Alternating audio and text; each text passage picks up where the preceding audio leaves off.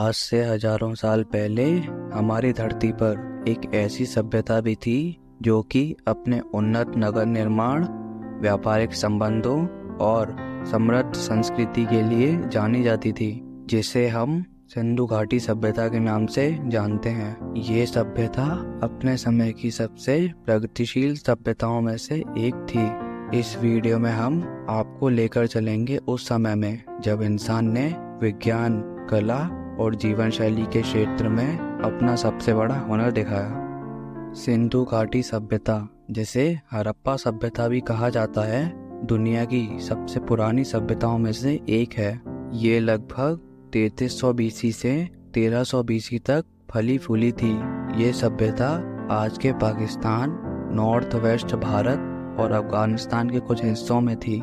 इसका प्रमुख केंद्र सिंधु नदी के किनारे था, जहाँ से इसे इसका नाम मिला। ये सभ्यता अपने समय में अद्भुत इंजीनियरिंग और शहरी योजना के लिए जानी जाती है।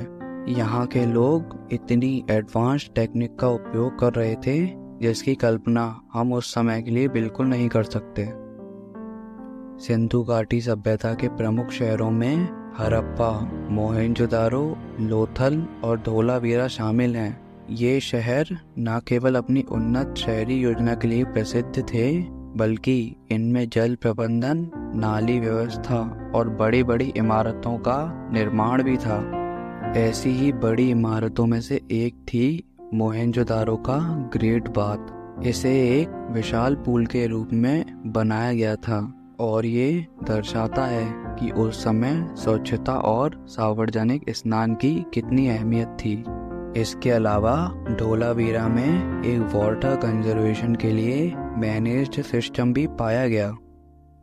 सिंधु घाटी सभ्यता का सामाजिक जीवन संगठित और बहुत ही डेवलप्ड था। यहाँ के लोग फार्मिंग, बिजनेस और क्राफ्टिंग में बहुत निपुण थे। सिंधु घाटी के लोग कॉटन उगाते थे और ये सभ्यता कॉटन की खेती और कॉटन के कपड़े बनाने वाली पहली सभ्यता मानी जाती है। हड़प्पा सभ्यता के लोग मेटल के बर्तन, आभूषण और औजार बनाते थे। उनके द्वारा बनाई गई मोहरें, जिन पर इंसान और जानवरों की आकृतियां बनी हुई हैं, आज भी आर्कियोलॉजिस्ट के लिए एक पहेली बनी है। इनके सामाजिक जीवन की एक और दिलचस्प बात यह है कि यहाँ पे कोई भी बड़ा महल नहीं पाया गया। इससे ये अनुमान लगाया जा सकता है कि शायद यहाँ पे कोई रूलिंग क्लास नहीं रही होगी और पूरी सभ्यता में इक्वालिटी होगी।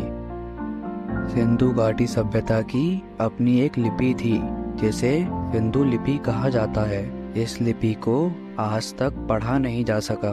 आर्कियोलॉजिस्ट ने हजारों मोहरें और रिकॉर्ड्स प्राप्त किए हैं, लेकिन इन पर उकेरी गई भाषा अभी भी एक रहस्य बनी हुई है। इस लिपि को पढ़ने की कई कोशिशें हुई हैं, लेकिन अभी तक इसे पूरी तरह से समझने में सफलता नहीं मिली है। आर्कियोलॉजिस्ट और रिसर्चर्स आज भी इस लिपि को डिकोड करने की कोशिश कर रहे हैं। इस सभ्यता में धार्मिकता के भी कई प्रमाण मिलते हैं। आर्कियोलॉजिस्ट को ऐसे चित्र और मूर्तियां मिली हैं जो सिंधु घाटी के लोगों की धार्मिक मान्यताओं को दर्शाते हैं, जैसे कि पशुपतिनाथ महादेव की मूर्ति, जिसमें भगवान शिव योग मुद्रा में दिखाए गए हैं। ऐसी ही कई अलग अलग मूर्तियां प्राप्त हुई हैं, जैसे कि मातृ देवी की मूर्तियां और पुरुष देवताओं की मूर्तियां। इसके अलावा वृक्ष पूजा और पशुओं की पूजा के भी प्रमाण मिले हैं। ये दर्शाता है कि सिंधु घाटी के लोग प्रकृति और पशुओं को बहुत सम्मान देते थे और उनकी धार्मिक मान्यताएं शायद हिंदू मान्यताओं से जुड़ी हुई थी। सिंधु घाटी सभ्यता के लोग व्यापारिक गतिविधियों में भी अत्यंत कुशल थे। उन्हें समुद्री व्यापार का भी अच्छा ज्ञान था। लोथल, जो कि इस सभ्यता की एक इम्पोर्टेंट पोर्ट सिटी थी, वहां से समुद्री व्यापार के कई प्रमाण मिले हैं। सिंधु घाटी सभ्यता के लोग मेसोपोटामिया और फारस, आज के ईरान जैसे दूरस्थ सभ्यताओं के साथ व्यापार करते थे। उनके द्वारा बनाई गई वस्तुएं बहुत ही उच्च श्रेणी की होती थीं, जैसे कि कॉटन, मेटल से बने औजार, शंख और सीप के बने औजार, मिट्टी के बर्तन, मसाले, मोहरें, कीमती पत्थर और भी बहुत कुछ, जिस वजह से उनका व्यापार बहुत फैला हुआ था। सिंधु घाटी सभ्यता का पतन आज भी एक बड़ा रहस्य बना हुआ है। इस पर कई सिद्धांत दिए गए हैं, लेकिन किसी एक पर सभी इतिहासकार एकमत नहीं है। कुछ लोग बोलते हैं कि सिंधु घाटी के पतन का कारण जलवायु में परिवर्तन था, जिसकी वजह से इस क्षेत्र में जलवायु धीरे धीरे कम होने लगी और खेती में कठिनाई आने लगी और सिंधु नदी में पानी भी सूखने लगा। यह जलवायु में परिवर्तन वहाँ के लोगों पर एक बड़ा झटका साबित हुआ। कुछ लोग बोलते हैं आर्यों के आक्रमण ने सिंधु घाटी सभ्यता के पतन में भूमिका निभाई। इस सिद्धांत में कहा जाता है कि सेंट्रल एशिया से आए आर्यों ने सिंधु घाटी के शहरों पर हमला कर दिया और उन्हें नष्ट कर दिया। हालांकि इस सिद्धांत के पक्ष में स्पष्ट प्रमाण नहीं मिले हैं। कुछ इतिहासकार ये भी मानते हैं कि शायद महामारी या बीमारी ने इस सभ्यता की आबादी को प्रभावित किया होगा, पर यह भी केवल एक अनुमान ही है।